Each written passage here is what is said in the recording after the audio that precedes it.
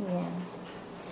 What would you think, as a New York City student who has been afforded this opportunity of education, and although like I will be struggling to pay for college in the spring, like I still have something you don't have. Like, what is some things I and my group you think could do that you want us to do that you think will definitely help you in your pursuit for this opportunity? Because I definitely agree with you that education is like a human right. I would have to say just getting all the support that we can. Most of the time, organizations get the support from people that are actually living through that problem. So if we have support that are not going through the same struggle as us, the dreamers, then that would be a huge impact on the whole campaign, because you're letting people know that aside from us there's other people that do care, and aside from us there's other people that want us to have that right. So just following up with the Dream Act, calling senators, just informing other people that have no clue about what the Dream Act is.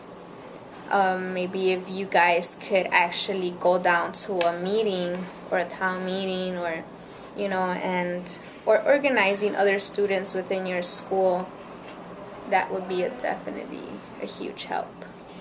Definitely. I will definitely try to start doing some of those things. So,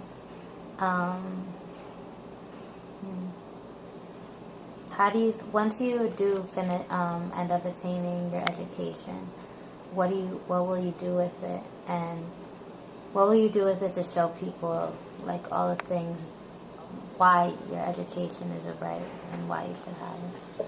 Or what do you plan to? Right now, as of now, my plans are going back to Mexico after I earn my degree, only because if by the time that I finish college and I have my bachelor's degree ready to go, but the Dream Act hasn't passed or any type of amnesty hasn't passed, then there's really any opportunities for me here. So there's nothing for me to do here other than keep struggling for the past, like I've done for the past years. So it would be most definite that we'll go back to Mexico and just practice what I've learned here to give to them. But if I had an option and I was able to stay, I will definitely stay and just get back to the community. I've always thought that there is certain groups of people that have been denied certain resources, and therefore they have no clue of what's going on around them. So, outreach, spreading information. Cultural anthropology is all about interacting with the people, learning their different cultures, their different experiences, their way of being, and just incorporating it and acquiring it, but at the same time helping them out if you need to. So what type of people I would help? Low-income people, not so much just Mexican in regards to, like, we're talking about ethnicity, but all of them. So definitely give back to the community. So do you think, this might sound kind of, you can answer if you want to, if you don't want to. What do you think being an immigrant means, like, to you? And then how do you feel like that is either influenced or not influenced by what being an immigrant means in an American context? The way I understand it is, a lot of Americans say that immigrant is a person that's moved from their place of origin to another. For me, that's true. Immigrant as a word doesn't bother me. It's the actual word of illegal that does. It doesn't fit into context with the whole history behind what the United States is today. If we were to talk about years and years ago, no borders existed. So, and if we were to talk about history and actually speak about who was here first, we never take into consideration Native Americans. We always put them aside, always. They've never, if they're mentioned to a low degree. And if you think about it, once you start growing up and you start going to school and you start acquiring more information in, they teach you stuff that is ideal to America. They don't actually show you what really happened.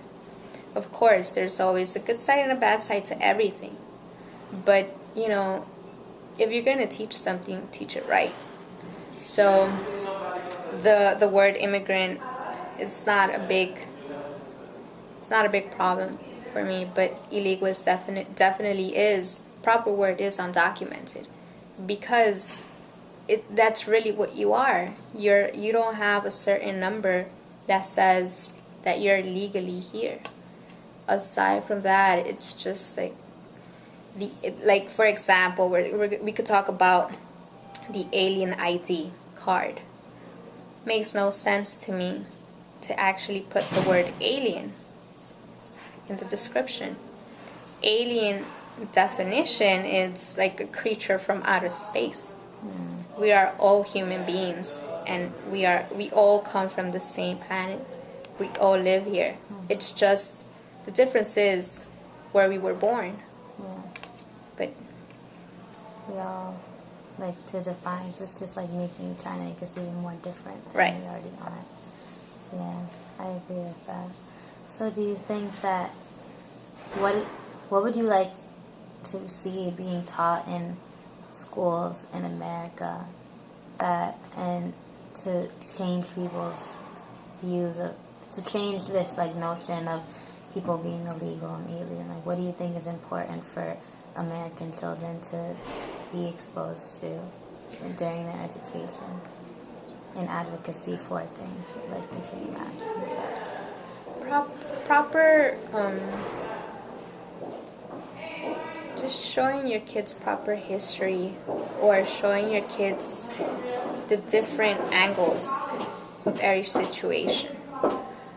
If you were to show them and give them the different options of what they could read from and actually acquire different information, then in the end, I think every individual is capable of taking out their own conclusions and realize what went wrong and what didn't.